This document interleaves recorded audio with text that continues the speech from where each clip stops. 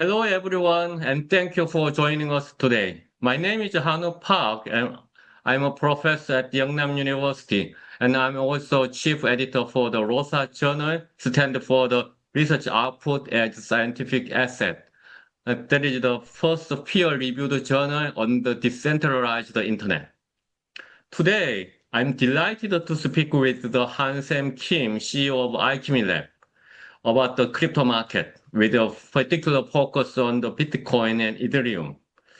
We also reflect on key development in 2025 and discuss what we might expect looking ahead to 2016.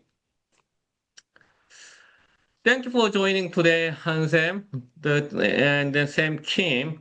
Before we dive in, how has your day been so far, and where are you joining us from today?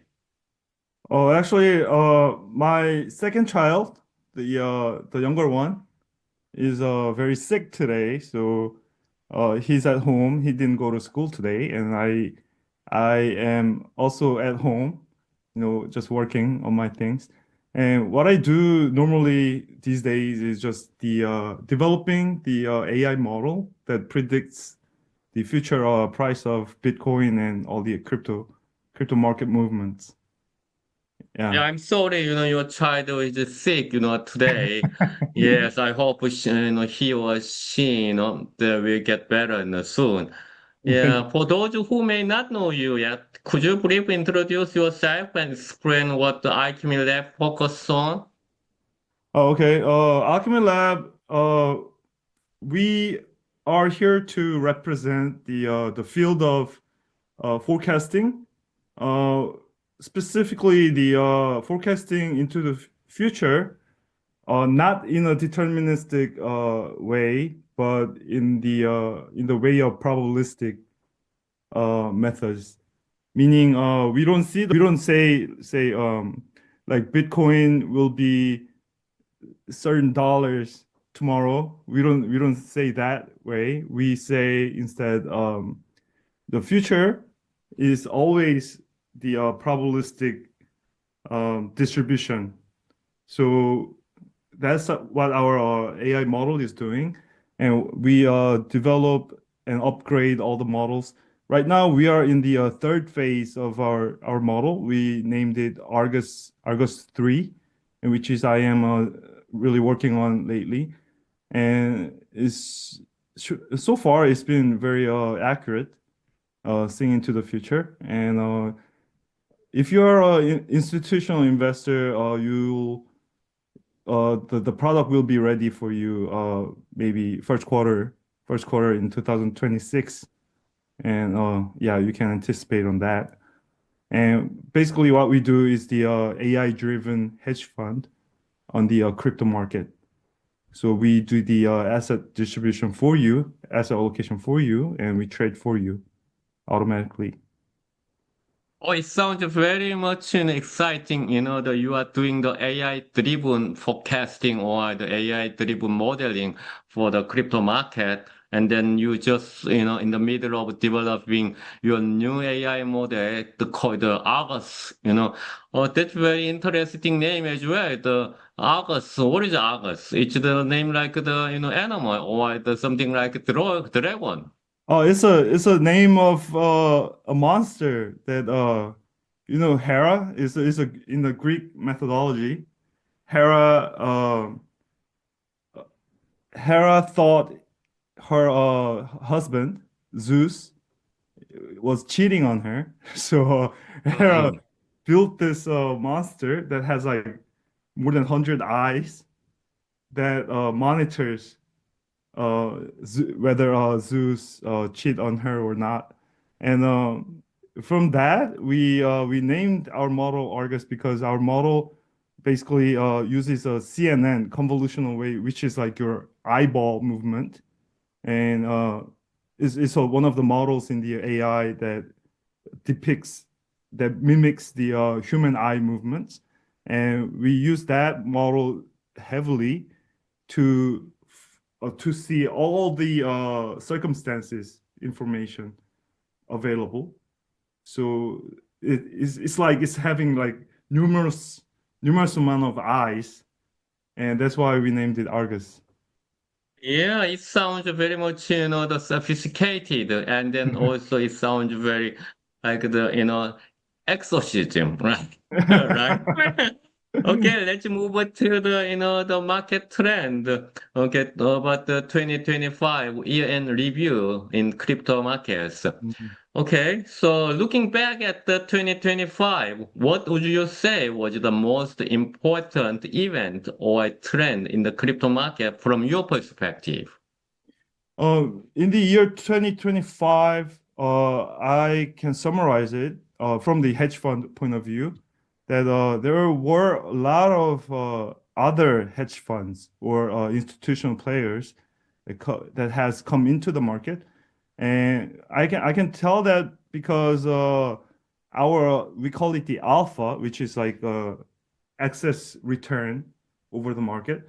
The alpha has been decaying past for the past 1.5 years now, meaning our the similar way the other players that are investing in the similar way as us has been increasing.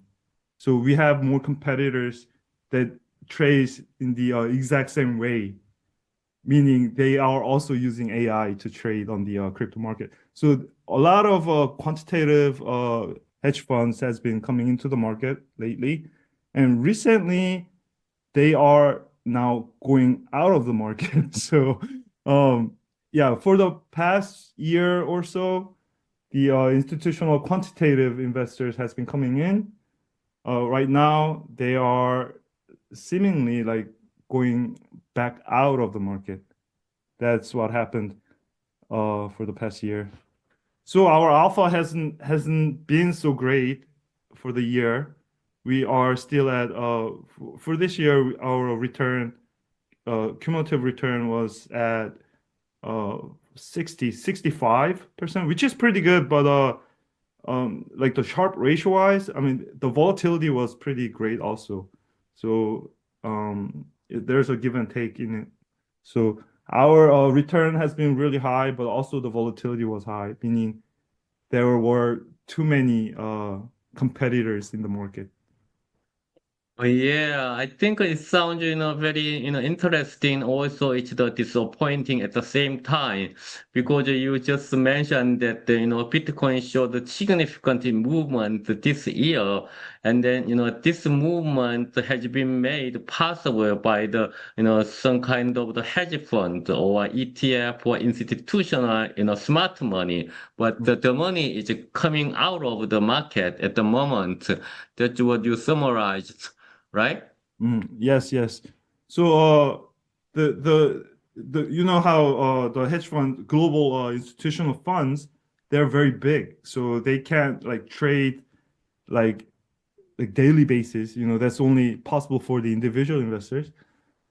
So these kind of investors, they when they decide to go back out of the market, they have concluded that, the market there is no more stupid money. You recall the institutional investors smart money and the individual investors stupid money, but the dumb money, um, the dumb money players, the individual investors has left the market like long time ago.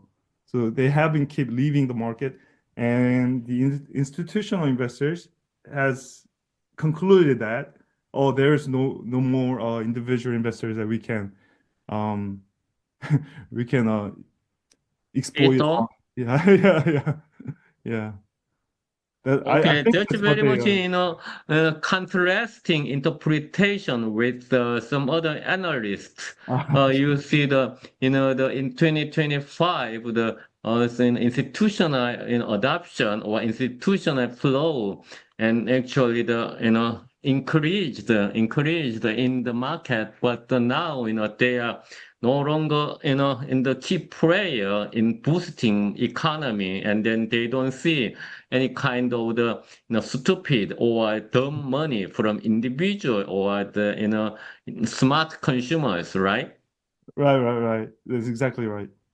Mm. Okay, I understand that. It's very a stunning, remark. And but do you still see the Bitcoin today more as a digital gold or macro hedge or still, risk asset? Has that perception Mm. changed during 2025? Bitcoin from my point of view, has been always an attractive asset in the portfolio, meaning from a individual investor point of view, it only matters if whether the Bitcoin goes up or not. But from the institutional investors, we see how the Bitcoin is contributing or it attributes to the entire portfolio with like stocks, bonds, and everything. And so far, and still is, Bitcoin is still a very attractive asset in the portfolio, meaning it has a lot of contributions in the stabilizing the return. So I see that in the future, of course, in the 2026 also, Bitcoin will still be an attractive asset, meaning it doesn't matter whether it goes up or not. It only matters how much it shakes, meaning the volatility of the Bitcoin will be great. It will be maintained great. Do you understand? So Yeah. yeah, what we focus on is not the whether it goes up or not, but we only focus on the volatility of the asset. That's what's important in the portfolio. I see. I understand that. Thank you very much. You are the thoughtful insight. And then, also, okay, let's move to the Ethereum now. Okay. Okay. So the Ethereum has continued to evolve with the scaling solutions and ecosystem growth. Mm. From an investor standpoint, what are the most important fundamentals to watch for the Ethereum right now? Um, Ethereum, like I said earlier, Ethereum's and the like Bitcoin, all the layer one crypto, um, it really doesn't have the intrinsic value. The is someone like me, like economists, they always say the term intrinsic value. So you can't expect any intrinsic the upgrade in the intrinsic value. But what you can expect in the Ethereum or Bitcoin or any other layer one crypto is the whether or not it will shake greatly. So I expect Ethereum to shake greatly, especially compared to the Bitcoin. Ethereum, you know how like Bitcoin has a trending market? It goes up for a while and down for a while. It shows the trends, but 4 year cycle, you mean? yeah, Ethereum it goes up and down like it has like a boxed movement. So from institutional investors, Ethereum is much more attractive asset than the Bitcoin because it has the certain limited amount of bandwidth, and it does oscillating movements in the within the band. So that's a very interesting characteristic of the Ethereum. And as I say, I can't say whether Ethereum will go up or not, but I can say that Ethereum is attractive because it has a limited amount of the band and it moves within the box. Yeah. Yeah, however, the Ethereum has kind of, regarded as the, world computer that validate, world chains. That is why Tom Lee, Bitmain company, It has, yeah. they have become the DAT, digital asset treasury. Mm, So like this kind of the movement, mm. make the Ethereum ecosystem much stronger than before. Oh yes. Ethereum. I'm also the I give lectures in the Ministry of Science for the government for Ethereum specifically. I give lectures on the Ethereum, and I agree. I mean, Ethereum has been showing very good performance in the sense of the ecosystem and the its development roadmaps and all that. But that doesn't mean that the price of Ethereum will go up. It really it doesn't have any economic relationship between those two events because it doesn't have the intrinsic value. All the good things that goes on in the Ethereum ecosystem, we call it the externality, meaning Ethereum, as the Ethereum community grows, it doesn't give any good things, positive effect on the Ethereum holders. That's what I'm saying. It doesn't have the intrinsic value. It only has the positive externality, but not the positive intrinsic value. It's a That is very a very complicated. different perspective because Ethereum also, similar, in somewhat similar to the Bitcoin, is the Ethereum is a depreciation, currency because Ethereum can be used as the gas fee, as the layer one, blockchain Right, network, right, right? right. But as so I also study economics in the my graduate school. Um, and my specific major in the economics is the money and the macro. So um, I can say some expert view on the this. Um, if we consider Ethereum as like monetary utility, like just as you have mentioned, um, we can we cannot consider this as a stock or a bond or any other assets that has a intrinsic value in it. Because if we can either consider it as a money or we consider it as an asset. And they those two doesn't go together. Meaning what you just described is the characteristics of money, Ethereum as a money, but people tend to expect Ethereum to become some kind of intrinsic valued asset. But all the good things about Ethereum, it only points towards that Ethereum can be a cryptocurrency, not crypto asset. Do you see where I'm going? You can invest in the Ethereum as a money, as a currency, but you cannot invest in Ethereum as like a stock or a intrinsic valued asset. It doesn't make sense. Okay. In this case, I think we, naturally move it to the, next question, like when the constructing a crypto portfolio, how do you think about the balance between Bitcoin and Ethereum, in terms of the, investment asset? Has that allocation logic changed recently? Mm. So from the investment perspective, how do you think about Bitcoin versus Ethereum allocation in a portfolio? Um, for like the foreign exchange, like those are the currencies, right?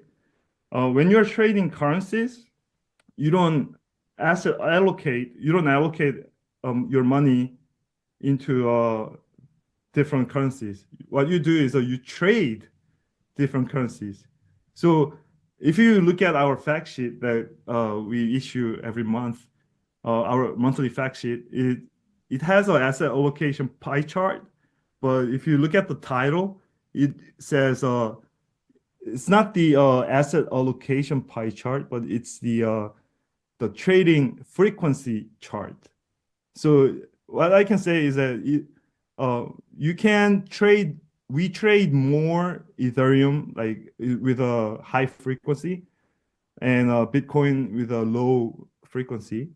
But I Wow. can't, yeah, I can't say that you have to put more Bitcoin in your portfolio. I mean, that's not the way you can talk in the crypto investing. Because you trade it, you don't invest it. Trading and investing is a very two different behavior in the investors.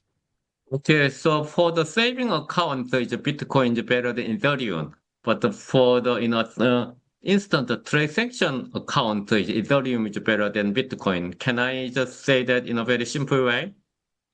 Um, Like not, Bitcoin not is not for exactly saving, right. Yeah, it's not yeah, exactly right, but yeah, Bitcoin for saving, Ethereum for the transaction for trading. well, Bitcoin, yes, because I save my money with Bitcoin because I Yeah. can invest in Bitcoin. So well, yes, Bitcoin you can buy and hold for a very long time. It will, I believe, you will well off with that. But Ethereum, in the long run, it's it's not rational to expect the price to go up in the long run. Yeah, that's the very, different, perspective from the other analyst because the Bitcoin, while Bitcoin is regarded as the digital gold, Ethereum is regarded as the, petrol or oil. In this case, Mm. it's worth of the investing two assets in the long term, but you say that Bitcoin for long term, Mm. Ethereum is for short term. Right, So, right, right. yeah. So I think the next question we can move to the risk Mm. management. So risk management in a volatile market, crypto market remains highly volatile as talk. And what risk management principles do you believe individual investors often underestimate? So what risk management principles do the investors, particularly like the ordinary citizens, just like me, often underestimate in crypto market? Um, first off, it really, I mean, yeah, the crypto investors tends to only invest in crypto, not stocks or bonds, other markets. They don't see other markets, they only see the crypto. That itself is a very, very risky investing behavior. So if you are to have a diversified portfolio, you should have at least like 50% of your asset in the stocks, I believe. And you can also have some money in the real estate and also bonds. And lastly, about like 10% or so, you should allocate your asset into the crypto market, but not in crypto itself, but crypto funds, like crypto hedge funds, like what I do. So you should invest in crypto funds rather than the crypto itself. That's about 10% of your portfolio. It will give some alpha in the long run. Yeah. So asset allocation is a very good way to hedge your risk. And secondly, a lot of people don't know this, but one of the great things in the crypto market is the um, perpetual futures market. Perpetual futures market is a very um, it's a breakthrough in the financial technology, and it only exists in the crypto market. So you should exploit more advantages in the perpetual. Um, what you can do basically is you buy and hold your Bitcoin.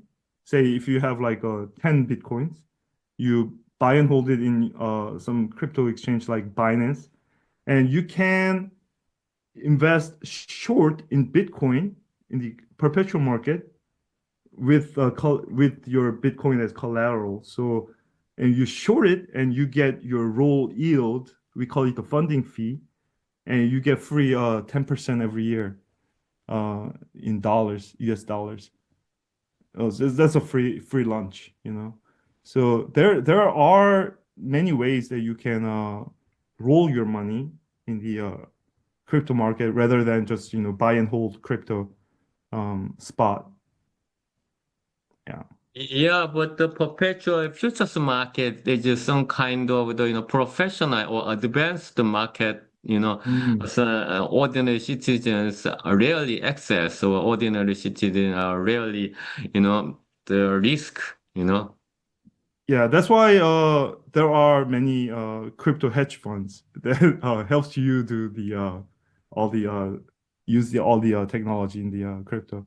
We also have a product that does the we call it the synthetic bond because all the return annual return has been very steady, and it has been earning about like 12% per annum so far for the past 5 years.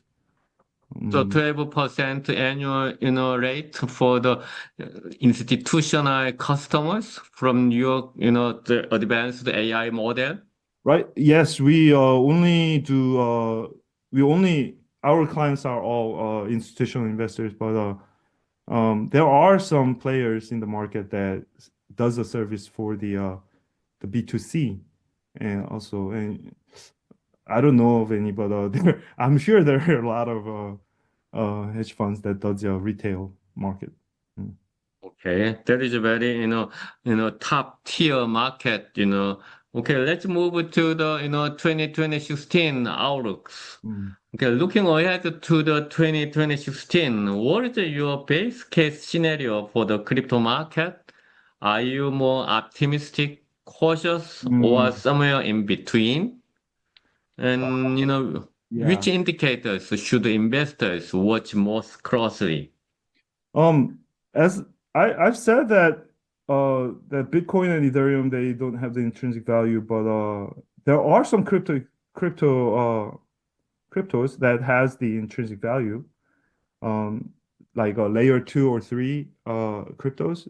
Some of them has like the exchange tokens, they have the intrinsic value. So if you want to invest in if you want to buy and hold on certain tokens for a long time, don't focus on Bitcoin or Ethereum, but you should only focus on the layer two or three. Um, what I think for the 2026 is um, as the theme has moved from crypto to AI or bio sector.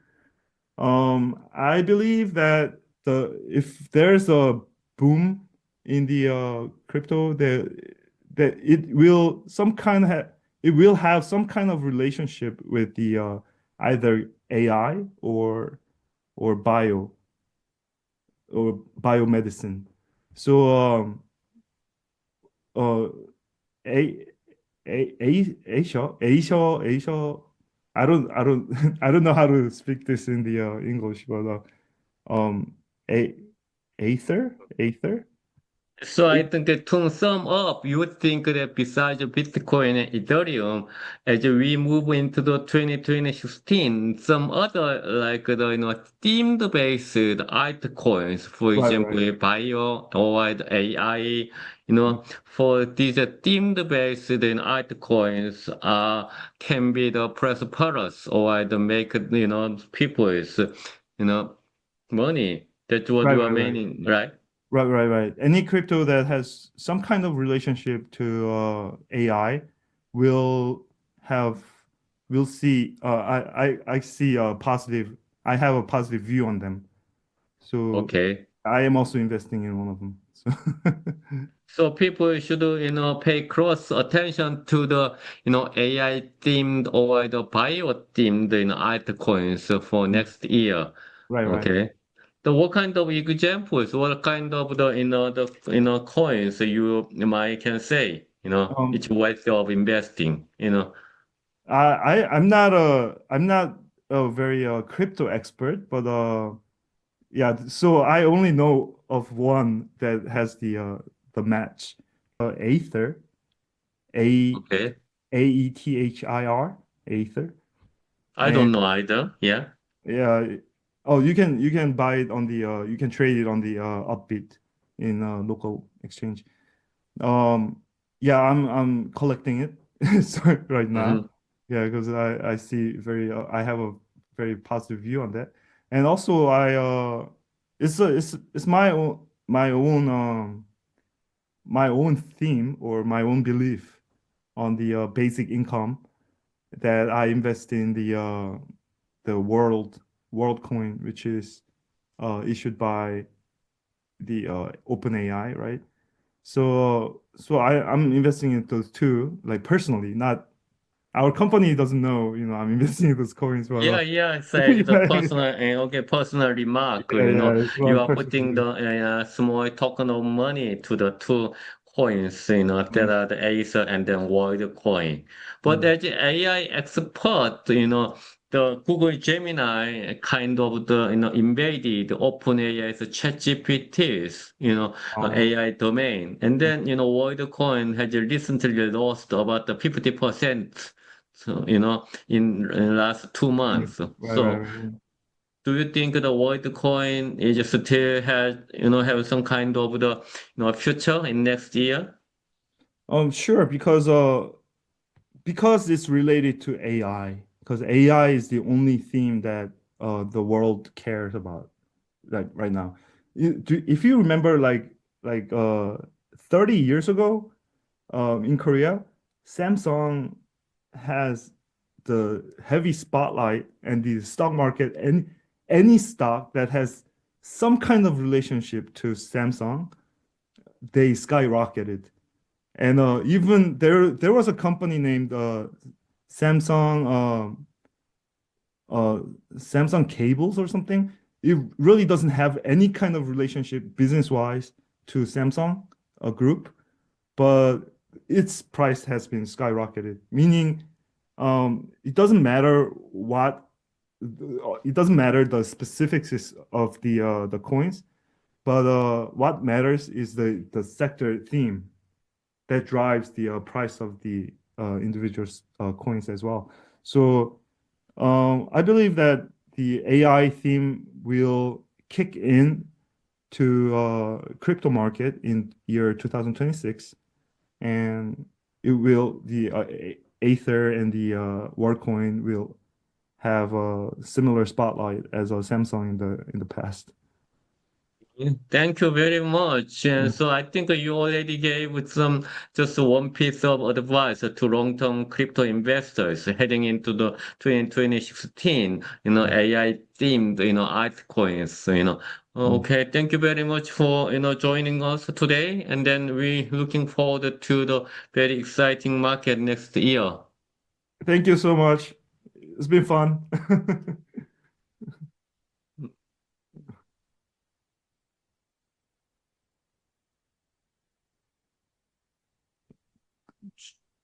일단 여기서 일단 끝